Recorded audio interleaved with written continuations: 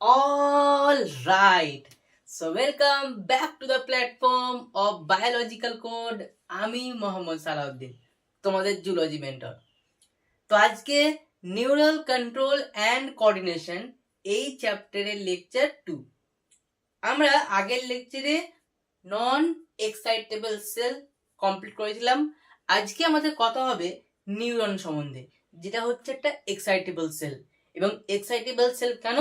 কারণ nerve impulse এই নিউরনে কি করছে? জেনারেট করছে। ঠিক আছে, তো চলো আজকে আমরা নিউরন সম্বন্ধে কথা বলবো।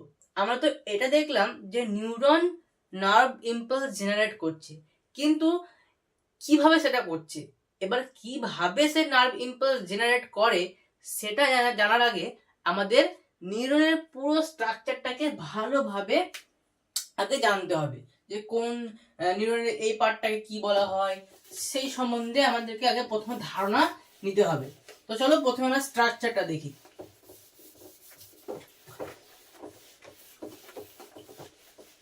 তো নিউরনের যে পার্ট, মেইনলি 3টে পার্টে ভাগ করা হয় নিউরনকে। কি কি দেখো, এই যে আমাদের নিউরন আছে, এর মেইনলি 3টে পার্ট, একে 3টি পার্টে ভাগ করা হয়।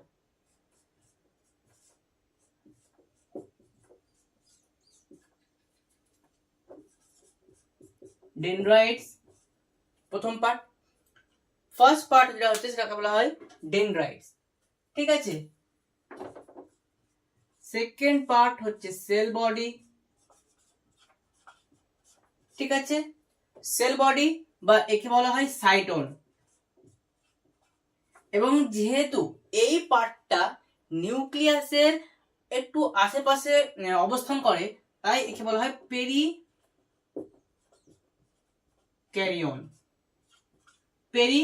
পেরি মিন্স কি? আশেপাশে। ঠিক আছে, পেরি মানে হচ্ছে অ্যারাউন্ড। যেহেতু এই পার্টটা নিউক্লিয়াসের আশেপাশে অবস্থান করছে, তাই একে বলা হয় পেরিক্যারিয়ন। পেরি মানে হচ্ছে কি? অ্যারাউন্ড, এবং ক্যারিয়ন মানে হচ্ছে কি? নিউক্লিয়াস। ঠিক আছে, এবং 3 নম্বর যে পার্ট একে বলা হয় অ্যাক্সন।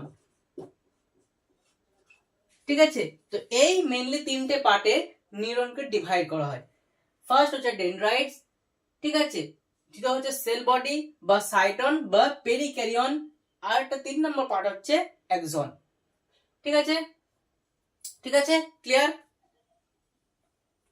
আচ্ছা, এবার আমরা দেখবো যে এই প্রত্যেক পার্টের কাজ কি, ডেনড্রাইটস এর কাজ কি, সেল বডির কাজ কি, অ্যাক্সনের কাজ কি। তো যেটা ডেনড্রাইটস আছে, ডেনড্রাইট যেটা আমাদের আছে, এটা হচ্ছে কি মানে ব্রাঞ্চ। যেমন আমাদের কি হয়, গাছের প্রচুর ব্রাঞ্চ হয়, তেমনি নিউরনের এই পার্টটার অনেক ব্রাঞ্চ, এবং এই পার্টটাই কি করছে? নার্ভ ইম্পালস গুলোকে কি করে? গ্রহণ করে। ঠিক আছে, এ কি করে? যত ধরনের নার্ভ যে ইম্পালস হয়, স্টিমুলাস যেগুলো হয়, সেগুলোকে কি করছে? রিসিভ করছে, গ্রহণ করছে। তাহলে এটা কি? Highly branch structure. এটা হচ্ছে একটা হাইলি ব্রাঞ্চ স্ট্রাকচার। ঠিক আছে, একদম গাছের যেমন ব্রাঞ্চ থাকে, সেরকম একই ভাবে নিউরনের যে ব্রাঞ্চ তাকে বলা হয় ডেনড্রাইটস। এবং এই পার্টটায় কি করে? যত ধরনের নার্ভের যে ইম্পালস সেগুলোকে কি করছে? গ্রহণ করছে, বা নার্ভের যে স্টিমুলাস। এবার স্টিমুলাস কি? কিছু চেঞ্জ, যেমন ঠান্ডা লাগা আমাদের, সর্দি কাশি, কেউ টাচ করলো, এগুলো হচ্ছে কি এক ধরনের চেঞ্জ। এটা আমরা কি দেখলাম? External change. এগুলো যে আমাদের জ্বর হয় বা কেউ টাচ করলো, ঠিক আছে, এগুলো হচ্ছে কি এক্সটার্নাল চেঞ্জ। আবার ইন্টারনাল চেঞ্জও কিছু কিছু হয়।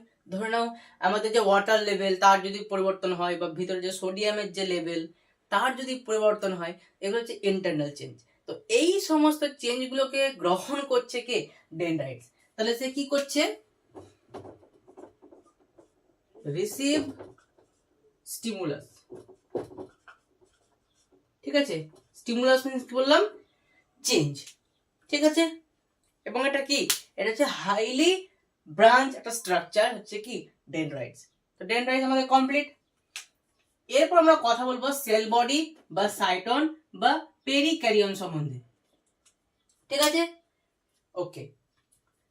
তো সেল যে বডি আমরা আগে বললাম যে কি করছে মেনলি কি করে যত যে স্টিমুলাসকে গ্রহণ করলো কে ডেনড্রাইট, সেল বডি কি করবে ওই স্টিমুলাস গুলোকে সে কি করবে ইলেকট্রিক্যাল ইম্পালসে পরিণত করবে, একটা ইলেকট্রিক্যাল ইম্পালস। মানে নিউরন যদি আমরা দেখি সে কিন্তু ইলেকট্রিক্যাল ইম্পালসরা কোনো কিছুকে প্রভাবিত করতে পারবে না, সে কি করছে মেনলি ইলেকট্রিক্যাল ইম্পালসটাকে প্রভাবিত করে। এবার সেটা কনভার্ট করছে কি ইলেকট্রিক্যাল ইম্পালসকে, মানে এটা ডেনড্রাইট কি করলো সমস্ত কিছু গ্রহণ করলো, স্টিমুলাস যেগুলো ছিল সেগুলোকে সে গ্রহণ করলো। এবার সেল বডি কি করবে ওগুলোকে ইলেকট্রিক্যাল ইম্পালসে কনভার্ট করবে, কারণ ইলেকট্রিক্যাল ইম্পালস যদি কনভার্ট না করে তাহলে সেগুলো কি হবে না একটা নিউরন থেকে অন্য নিউরনে প্রবাহিত হবে না।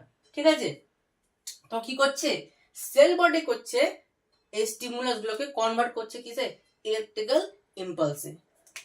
তাহলে সেল বডি কি করলো ইট convert stimulus into किसे electrical impulse।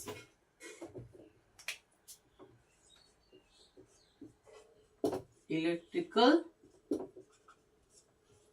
impulse ক্লিয়ার হলো। এরপর আমাদের যে পার্টটা পড়ছে সেটা হচ্ছে Axon.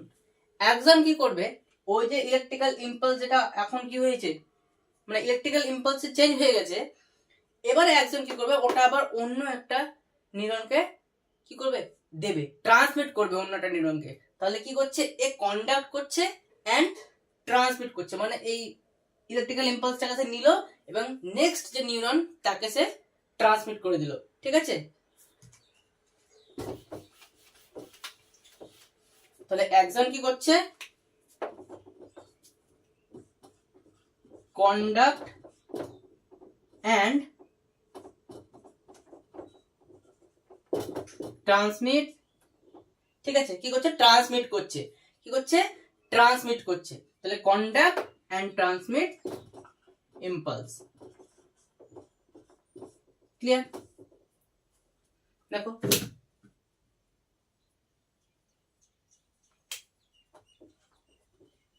Conduct and transmit impulse. তো এই হচ্ছে নিউরনের তিনটে পার্টের তিন রকম কাজ। সেল বডি গ্রহণ করলো ইম্পালসকে গ্রহণ করলো, সরি ডেনড্রাইট ইম্পালস গ্রহণ করলো, সেল বডি ওই ইম্পালস গুলোকে ইলেকট্রিক্যাল ইম্পালসে পরিণত করলো, একজন কি করলো ওটাকে গ্রহণ করলো এবং অন্য একটা নিউরনে সেটাকে কি করলো ট্রান্সমিট করলো। ঠিক আছে, এবার আমরা দেখবো নিউরনের স্ট্রাকচারটা পুরোটা। তো প্রথমে একটা নিউরনকে ড্র করা যায়। ঠিক আছে, চলো ধরো নিউরনকে ড্র করি।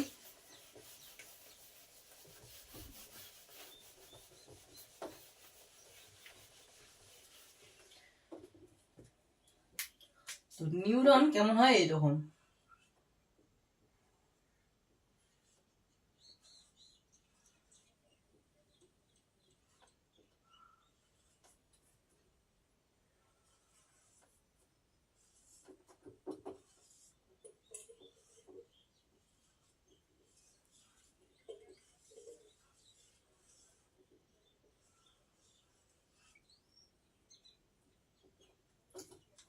ঠিক আছে,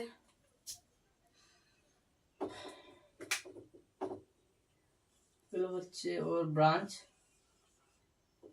নিউরনের।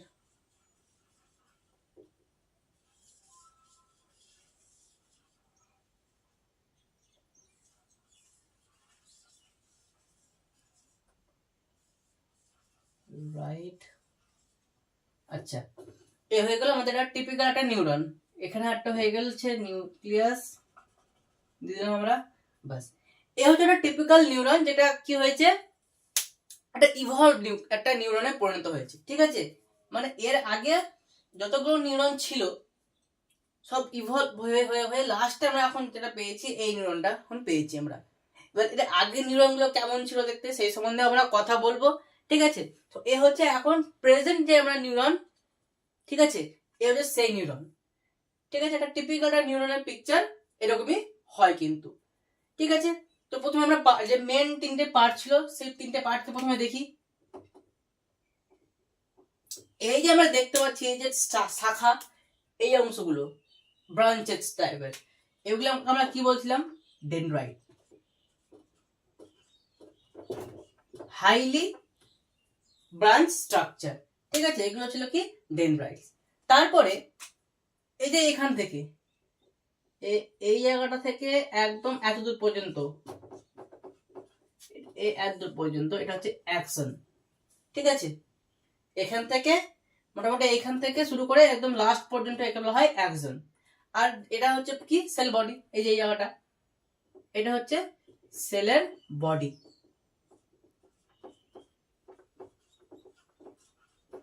তো এই তিনটে পার্ট ক্লিয়ার হলো? ওকে, দেখো এই যে মেন হচ্ছে তিনটে পার্ট। তো এবার এর মধ্যে সাইটোপ্লাজম থাকে। সেল মানে কি? এর মধ্যে সাইটোপ্লাজম থাকবে।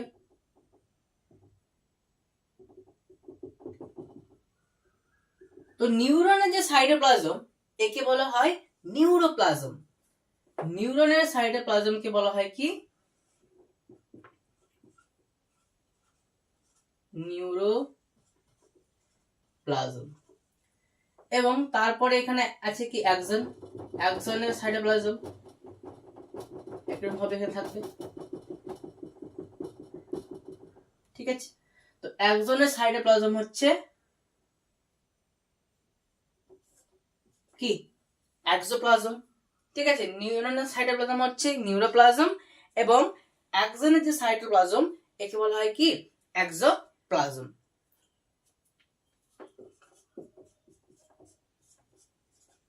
এবার দুজনের আলাদা আলাদা নাম কেন?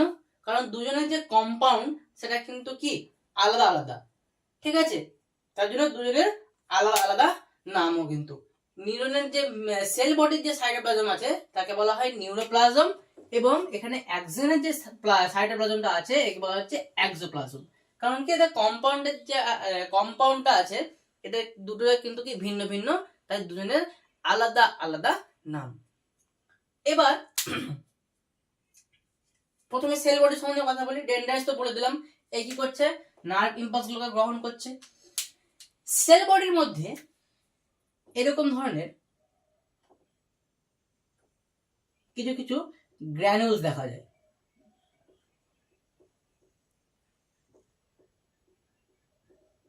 ঠিক আছে। এরকম ধরনের কিছু কিছু গ্র্যানুলস দেখা যায়, যাদের বলা হয় কি? এদের বলা হয় কি? নিজেলস গ্র্যানিউল। কি বলা হয়? নিজেলস গ্র্যানুলস। নিজেলস অবশ্যই একটা বিজ্ঞানের নাম, তো সেই বিজ্ঞানের নাম অনুসারে কিন্তু এর নাম রাখা হয়েছে নিজেলস গ্র্যানুলস। এবার যখন মাইক্রোস্কোপ একটু ইভলভ হলো, বা আমরা যখন আরো বেশি ডিপ স্ট্রাকচার যখন দেখতে শুরু করলাম, তখন দেখা যাচ্ছে যে এই নিজেলস গ্র্যানুলস গুলো কিছুই নয়। নিজেলস গ্র্যানুলস গুলো কিছুই নয়। এগুলো কি? এগুলো হচ্ছে রাইবোজোম এবং এন্ডোপ্লাজমিক রেটিকুলামের মিক্স আপ। মানে এর মধ্যে কি আছে? নিজেলস গ্র্যানুলস এর মধ্যে রাইবোজোম আছে এবং কি আছে? Endoplasmic reticulum. কি থাকছে এর মধ্যে? রাইবোজোম প্লাস ইয়ার। এবার এই দুজনের কম্বিনেশন, রাইবোজোম এবং এন্ডোপ্লাজমিক রেটিকুলামের কম্বিনেশন, এটা কি করবে?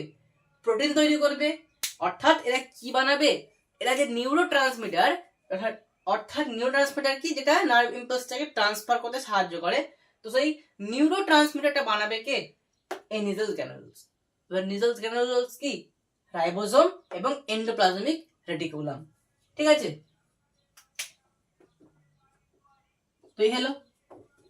এবং তাছাড়া এর মধ্যে কি দেখা যায়? কিছু কিছু ফাইব্রিলসও দেখা যায়। এর মধ্যে কি দেখা যাচ্ছে? কিছু কিছু এরকম ফাইব্রিলস দেখা যায়। এটাকে বলা হয় কি? এটা বলা হয় নিউরোফাইব্রিলস। নিউরোফাইব্রিলস এটা বলা হয় নিউরোফাইব্রিলস। ক্লিয়ার? কমপ্লিট। তাহলে সেল বডি আমাদের কমপ্লিট হলো। আমরা কি বললাম? যে কালো কালারের যে গ্র্যানুলস দেখা যাচ্ছে এটাকে বলা হয় নিজেলস গ্র্যানুলস, ঠিক আছে। এবং সেল বডির মধ্যে যে সাইটোপ্লাজম থাকছে তাকে বলা হচ্ছে নিউরোপ্লাজম, এবং এই যে শাখার মতন গঠন একে বলা হচ্ছে কি dendrites, branch, highly branch structure, এবং ফাইব্রিলস এগুলো বলা হচ্ছে কি নিউরোফাইব্রিলস, এবং এটা একটা নিউক্লিয়াস, বুঝতেই পারছো। এবার কমপ্লিট। এরপর দেখো এই যে যেখান থেকে এই যে এই পার্টটা, যেখান থেকে অ্যাক্সন তো স্টার্ট হয়েছে, এই পার্টটা যদি কনভার্জ হয়ে যায় এখানে, কনভার্জ হওয়ার পর কি হয়েছে এখানে অ্যাক্সন স্টার্ট করছে, তো এই পার্টটারও কিন্তু একটা নাম দেওয়া হচ্ছে, একে বলা হয় অ্যাক্সন হিললক। একে কি বলা হয়? একে বলা হয় অ্যাক্সন হিললক। এই পার্টটা কিন্তু কার পার্ট? এই পার্টটা কিন্তু সেল বডিরই পার্ট। তাহলে আমরা অ্যাক্সন বলছি কেন? অ্যাক্সন বলা হচ্ছে কেন? হিললক কি? হিললক মানে যেখান থেকে ওই পাহাড়টা স্টার্ট হচ্ছে, যেখান থেকে ওই পাহাড়টা কি স্টার্ট হচ্ছে, তাহলে এখান থেকে দেখো কি হচ্ছে, অ্যাক্সন নামের যে পাহাড়, মানে অ্যাক্সনটা যদি এখান থেকে স্টার্ট হচ্ছে, তাই এর নাম দেওয়া হয়েছে অ্যাক্সন হিললক। ক্লিয়ার? তাহলে কেন আমরা অ্যাক্সন হিললক বলছি? এই পার্টটা কিন্তু কিসের পার্ট? অবশ্যই এই পার্টটা হচ্ছে কার পার্ট? সেল বডিরই পার্ট। কিন্তু অ্যাক্সন হিললক বলছি কেন? কারণ এখান থেকে আমাদের অ্যাক্সনটা স্টার্ট হয়েছে। আরেকটা জিনিস যেটা আমি এখনো বলিনি, এই যে নিজাল গ্র্যানুলোস শুধুমাত্র সেল বডির মধ্যে যে থাকবে তা কিন্তু না, নিজাল গ্র্যানুলোস কিন্তু কি থাকে, এই ডেনড্রাইটের মধ্যেও কিন্তু প্রেজেন্ট থাকে এরকম ভাবে। এবং এটা কিন্তু তোমাদের পুরো এনসিইআরটি তে সুন্দরভাবে লেখা আছে, তাই এনসিইআরটি কিন্তু অবশ্যই এই লেকচার শোনার পর সবাই একটু পড়বে এনসিইআরটিটা। এরকম ভাবে কিন্তু কি থাকছে, ডেনড্রাইটস এর মধ্যেও কিন্তু প্রেজেন্ট থাকছে নিজাল গ্র্যানুলোস। ঠিক আছে, তাহলে এর সম্বন্ধে আমরা কি দেখলাম? প্রথম দেখলাম যে এটা এন্ডোপ্লাজমিক রেটিকুলাম এবং রাইবোজোমের মিশ্রণ। আরেকটা আমরা যেটা দেখলাম, প্রেজেন্ট কোথায় কোথায় থাকছে? সেল বডির মধ্যে থাকছে, আর থাকছে কোথায়? ডেনড্রাইটস। এবার যদি অপশন দিয়ে দেয় তোমাদেরকে যে কোথায় থাকে, শুধু যদি বলে অপশনের মধ্যে যে সেল বডি, তাহলে সেল বডি করবে, কিন্তু যদি বলে যে সেল বডি অ্যান্ড ডেনড্রাইটস, তাহলে কিন্তু ওই অপশনটাই কিন্তু প্রপার একদম সঠিক হবে। ঠিক আছে, যদি সেল বডি মানে ধরো 1 নম্বর অপশন দিল sell body dendrite present at sell body দিল, একটা অপশন বি হয়ে দিল সেল বডি অ্যান্ড ডেনড্রাইটস, তাহলে সবাই অপশন বিটাকেই সঠিক বলবে। ঠিক আছে, অপশন এ কিন্তু তখন হবে না। কিন্তু যদি ডেনড্রাইটস এর কথা উল্লেখ না করে অপশনে, তাহলে কিন্তু তোমরা সেল বডিটাকেই টিক মারবা। ঠিক আছে, মানে ওটাকে গোল করতে হবে। আচ্ছা, তাহলে হলো, এটা কমপ্লিট হলো আমাদের। এরপর আমরা চলে যাবো এবার সামনে, এবার এদিকে যাবো আমরা। তো অ্যাক্সন হিলকটাকে একটু মেটাতে হবে এখন আমাদেরকে একটু। এরপর এখান থেকে স্টার্ট হয়ে যায় মাইলিন শিথ। এখানে একটা হলো মাইলিন শিথ, আবার একটু গ্যাপ, আবার মাইলিন শিথ, তারপরে আবার মাইলিন শিথ।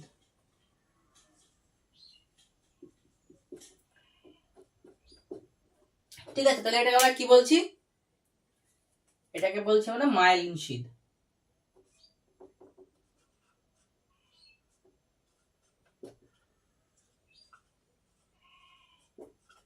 ঠিক আছে, মাইলিন শিথ।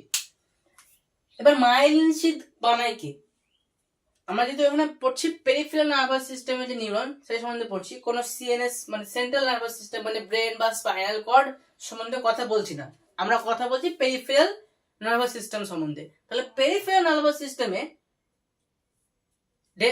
যে আমাদের ছিল মাইলিন শিথ, মাইলিন শিথ কে বানাচ্ছিল? মাইলিন শিথ বানাচ্ছিল সোয়ান সেল, এবং সিএনএস এর ক্ষেত্রে বানাচ্ছিল অলিগোডেন্ড্রোসাইট। তো যেহেতু এটা পেরিফেরাল নার্ভাস সিস্টেম, তাই এক্ষেত্রে মাইলিন শিথ বানাবে কারা? Schwann cell. ঠিক আছে, তাহলে সোয়ান সেল এখান থেকে স্টার্ট হবে এবার এরকম ভাবে, সোয়ান সেল একটা হলো সোয়ান সেল, আবার এখান থেকে হবে এরকম, তারপরে আবার এইভাবে,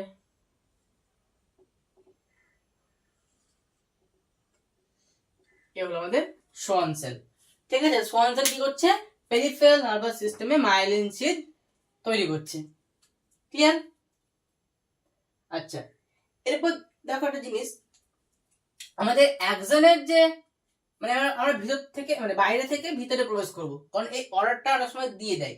ঠিক আছে, তো আমরা এখন কি করব, বাইরে থেকে ভিতরে প্রবেশ করব। দেখো এগুলোকে মিটিয়ে দিচ্ছি, যেমন সবারই যেহেতু হয়ে গেছে সেটা আমি মিটিয়ে দিলাম।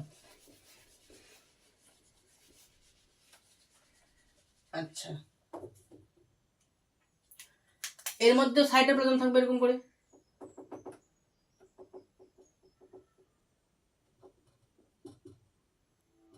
তরল তো থাকবে, এরকম ভাবে এখানে তরল কিছু কিছু তরল প্রেজেন্ট থাকে।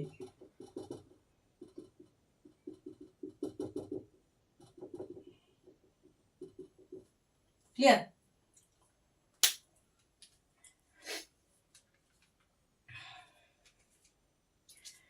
এই যে বাইরের যে স্ট্রাকচারটা, বাইরের যে গঠন, একে বলা হয় নিউরিলেমা।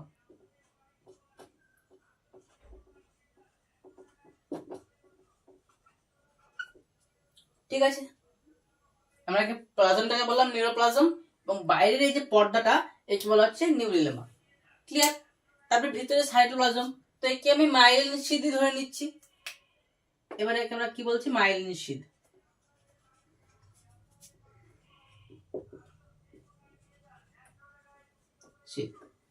ঠিক আছে, আরো ভিতরে প্রবেশ করো। দেখো এবার আছে কি, আমাদের অ্যাক্সনটা আছে। ঠিক আছে, তো অ্যাক্সনের যে প্লাজম আমরা এখানে লিখেছি অলরেডি, এক্সোপ্লাজম দেখো এখানে লিখে দিয়েছি,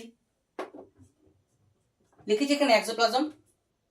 আচ্ছা, এবং অ্যাক্সনের যে পর্দা থাকে আমরা কি বলছিলাম,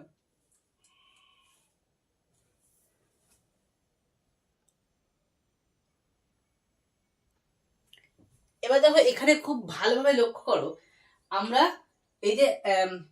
এই যে পার্টটাকে বলছি নিউরিলেমা, তাহলে আরো ভিতরে প্রবেশ করলে আমাকে মাইলিন শিথ বলছি।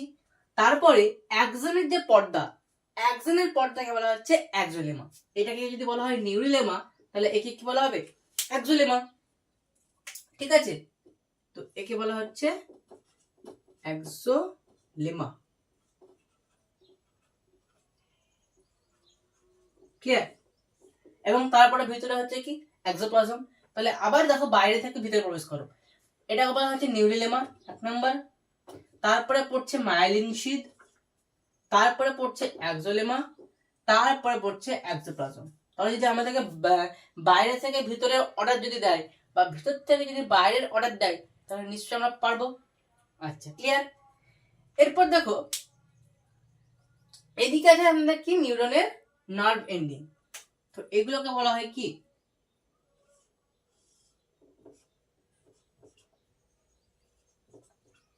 Nerve ending. ক্লিয়ার? এগুলোকে বলা হচ্ছে নার্ভ এন্ডিং বা নিউরো এন্ডিং। আচ্ছা, নিউরো এন্ডিংটা লিখি আমরা,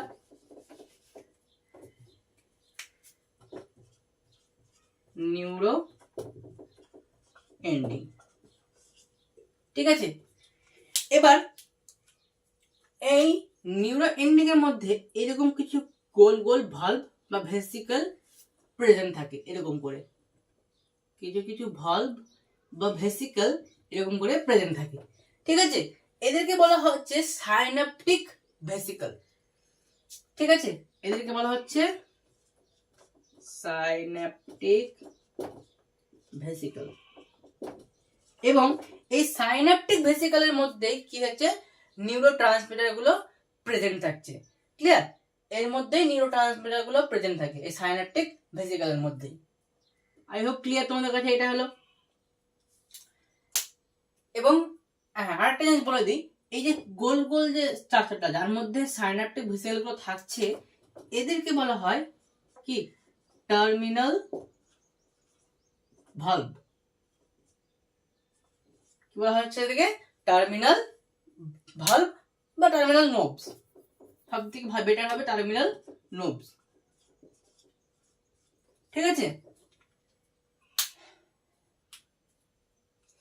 ক্লিয়ার? তাহলে তাহলে আমরা পুরোপুরি যে আমাদের নিউরনের যে স্ট্রাকচারটা এখন আপাতত ক্লিয়ার হলো। আরেকবার দেখে নেবো আমরা।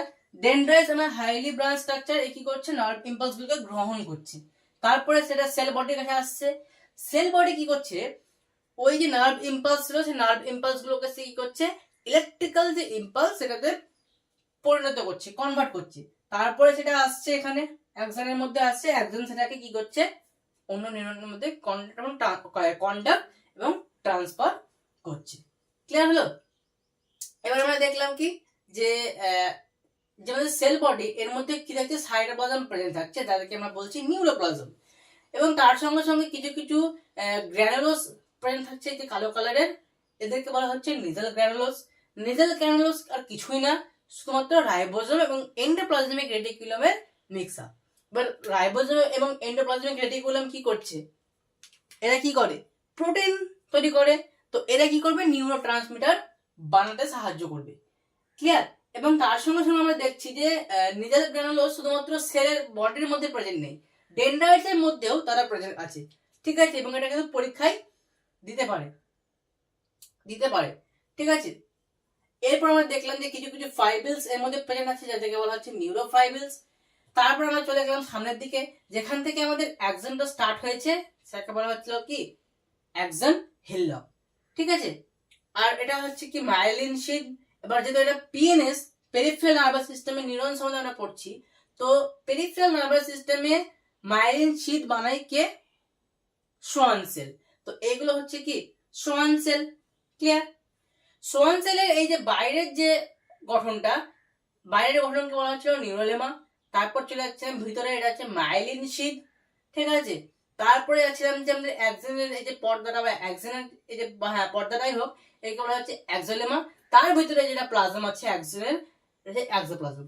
দুজনের যে সাইটোপ্লাজমের আলাদা আলাদা নামকরণের কারণ কি, কারণ এদের কম্পাউন্ডটা আলাদা। তারপরে চলে গেলাম, এটা হচ্ছে নিউরনের নার্ভ এন্ডিং। নার্ভ এন্ডিং এর এই যে ভালভের মধ্যে স্ট্রাকচারটা, একে বলা হচ্ছে টার্মিনাল নোবস। এর ভিতরে থাকছে কে, এর ভিতরে প্রেজেন্ট থাকছে সাইন্যাপটিক ভেসিকল। সাইন্যাপটিক ভেসিকল কি করছে, সাইন্যাপসিস যে পদ্ধতি আমরা পরে আলোচনা করব, যে সাইন্যাপসিস পদ্ধতিতে সাহায্য করছে। এবার কি, সাইন্যাপটিক ভেসিকলের মধ্যে যে নিউরো ট্রান্সমিটার যেগুলো, সেগুলো প্রেজেন্ট থাকে। ক্লিয়ার? এবার একটা খুবই ইন্টারেস্টিং জিনিস, যেটা আমি এখনো বলিনি, মানে ইন্টারেস্টিং না, মুখস্থ রাখার জিনিস। দেখো খুব ভালোভাবে লক্ষ্য করো, প্রত্যেক মাইলিন শিটের মধ্যে কিছু কিছু তোমার গ্যাপ দেখো, লক্ষ্য করো। দেখো একটা মাইলিন শিট, একটা মাইলিন শিট, দুজনের মধ্যে কিন্তু একটা গ্যাপ আছে, আছে কি নেই? আছে, এখানে আছে, দেখো এখানে আছে। প্রত্যেক মাইলিন শিটের মধ্যে কিন্তু একটা গ্যাপ আছে। মানে মাইলিন শিট গুলো যে পর পরে হয়ে গায়ে গায়ে লেগে আছে তা কিন্তু না। কিন্তু যে সোয়ান সেল, সে সোয়ান সেল কিন্তু দেখো প্রত্যেকে কিন্তু গায়ে গায়ে লেগে আছে, এদের মধ্যে কিন্তু কোনো গ্যাপ নেই। একটা সোয়ান সেল শেষ হয়েছে, তো ওখান থেকে আরেকটা সোয়ান সেল স্টার্ট হয়ে গেছে। তো এই যে দুজনের মধ্যে এবার যে দেখো মাইলিন শিট দুটোর মধ্যে যে গ্যাপ, মাইলিন শিট দুটোর মধ্যে যে গ্যাপ, এদেরকে বলা হচ্ছে কি, এদেরকে বলা হচ্ছে node of Ranvier. Node of Ranvier. ঠিক আছে? কি বলা হচ্ছে, নোড অফ রানভিয়ার। কেউ আবার রানভিয়ার বলে দিও না।